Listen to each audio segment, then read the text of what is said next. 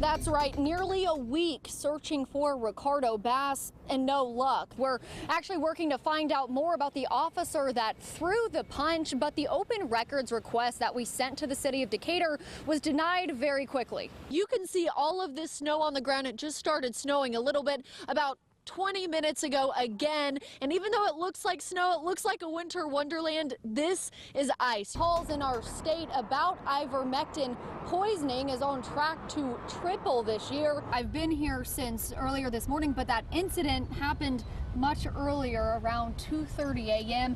when gunfire rang out here at the Mueller facility. There's already been $434,000 raised for the Save Space Camp GoFundMe, and that happened in just one single day. So if you're also wanting to help, you can see that link on our website, whnt.com. We're actually still here at the Madison County Courthouse, and the jury is still deliberating and still deciding the fate of Christopher Henderson. Fetching a ball, or just resting outside. I was actually the only person in the audience of the courtroom today. I spoke with one Athens couple who spent much of their night stuck in their storm shelter right beyond these trees. Barriers posted right there preventing anyone from driving down this road and up the mountain. And you can also see Morgan County Sheriff's Office posted stopping anybody who might come through. Live artillery shells fished out of the Tennessee River from this bridge right behind me. And the fire department is still investigating both of those fires, the one here at Walmart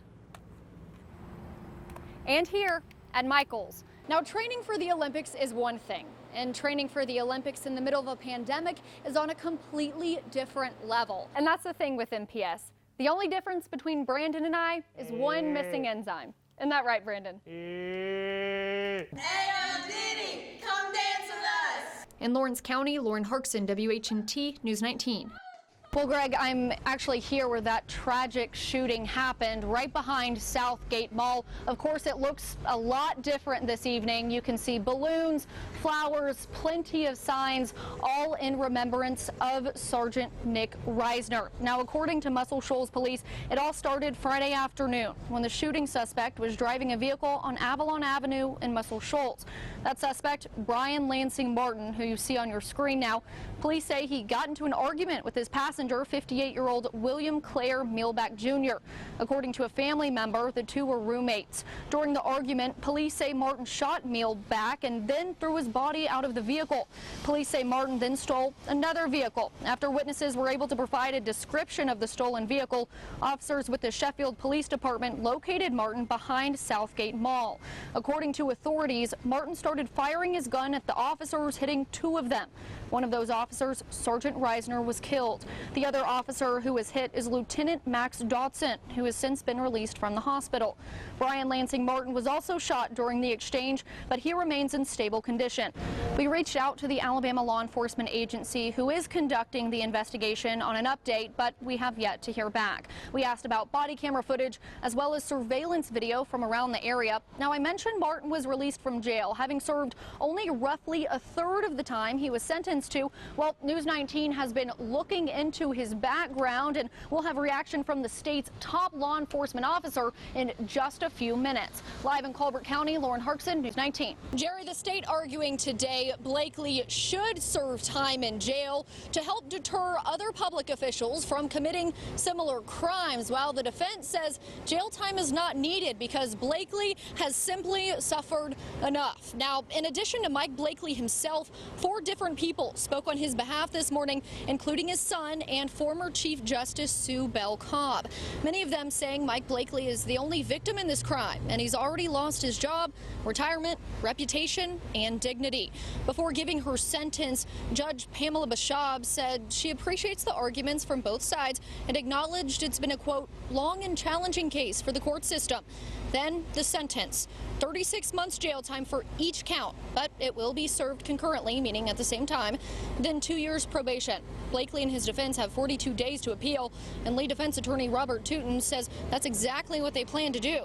And there's a process, obviously, that we have to go through to put those before the appellate courts and correlate the arguments about those with the transcript that we still have to get, and that will take some time. The judge declined the state's request for restitution, but will require Blakely to pay for court costs and fees in the case. And during our interview with Tootin, we did have a brief interruption by a protester just right here outside Limestone County Courthouse, and we'll have more on that on News 19 at 5. Live in Limestone County, Lauren Harksen, News 19. I spoke with Decatur Police and Huntsville Police today, but I also spoke with a woman who works at the Decatur gas station where one of those robbery murders happened. And with Ricardo Bass still out on the loose, she tells me she's scared.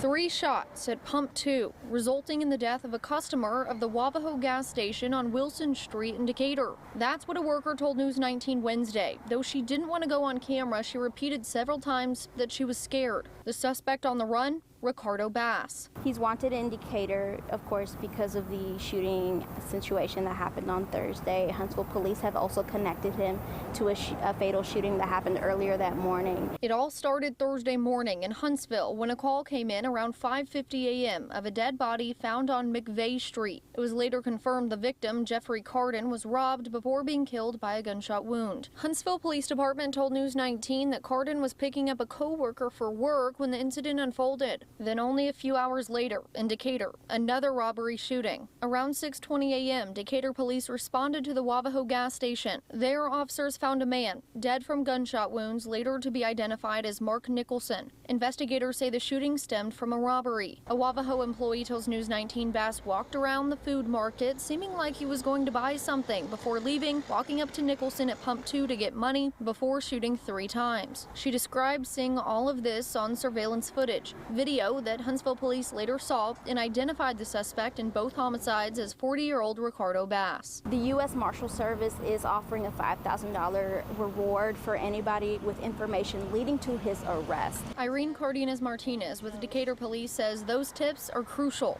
It's really important for the community to reach out if they have any information or credible tips, just because we can't be everywhere. That's really what it comes down to. We really do rely on the community to come forward.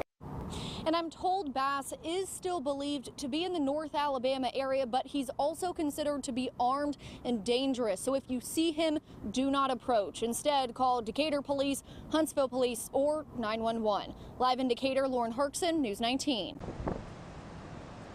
That is on the ground. I had been having dreams that something was going to happen to my parents. But those dreams quickly became a real nightmare. The windows started breaking, and it just got so loud.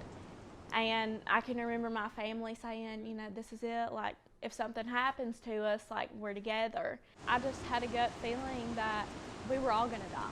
9 people sheltered in the Hallmark home on Frontier Road in Arab that day. 4 survived, including Ari Hallmark in her father's arms. I really don't think that if he wouldn't have held me like he did that day, I don't think that I would have survived.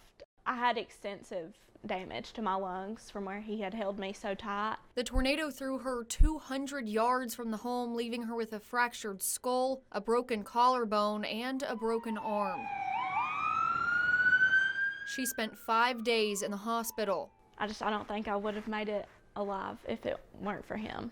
6-year-old Ari then watched her family bury her parents, Jennifer and Shane, her grandparents, Philip and Ann, and her cousin, Jaden. Oh my goodness.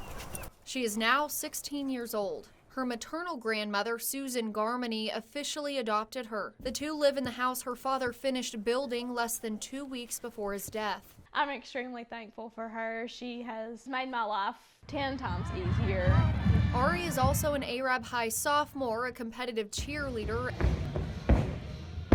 and a licensed driver. I know my dad would probably be mad at me for having a Toyota because it's not American-made vehicle, but I love life. I'm in love with life, and I think that I have a purpose to be here. That purpose? To share her testimony. To bring happiness and joy and peace to people that have lost a loved one or are just going through a hard time. She also told her story in her children's book, To Heaven After the Storm. We made it because to help little kids that lost their parents like me.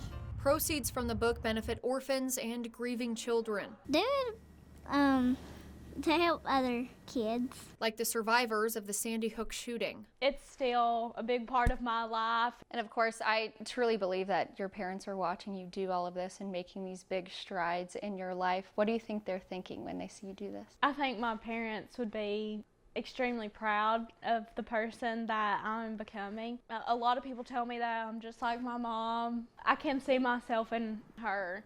And she knows she is never alone. I think a lot of the times people look at me and they're like, wow, like she lost 5 family members in one day. Imagine how strong she is. And I would like people to know that it's not me. It's not something that's special about me that has helped me get through this. I think that God has made it a whole lot easier on me to get through what I've been through. You know, anybody can do it. You can overcome whatever you're going through. Providing hope for the next chapter. In Marshall County, No matter what, Lauren Harksen, things get better. News 19. A behind-the-scenes look at how Huntsville Fire and Rescue works and trains. HFR held several training sessions for their firefighters Tuesday. Corey Green, the recruiter for Huntsville Fire and Rescue, says it was a perfect opportunity to let recruits get an inside look. So a lot of times you can apply for a job and think, oh, they just run fires, they just, medical calls and car accidents, but we actually have a technical rescue group that actually does way more than what the public even think of. Huntsville Fire and Rescue does more than just fight fires. Many are on special teams like the Heavy Rescue Team, who's preparing to save a life. Today we're just kind of working on a little bit of boat operations. And then as well as pulling a victim out of the water that may have C-spine injuries or things like that. My neck's hurt. I think I need someone to hold C-spine. Captain Alan Painter says the team has 10 to 15 water rescues a year, and the only way to get good at it 1, 2, 3. is to practice. The more repetition you can get in and the more you can train on something, the less you have to think about it. Something Fire Chief Mac McFarland says is a matter of life and death. Even if you do a rescue like this, you've got one shot. It's not like a lot of other things you'll do in life. If you're called to do this, you got one shot at it. You've got to get it right. Putting their lives on the line each and every day to save ours. In Madison County, Lauren Harksen, News 19.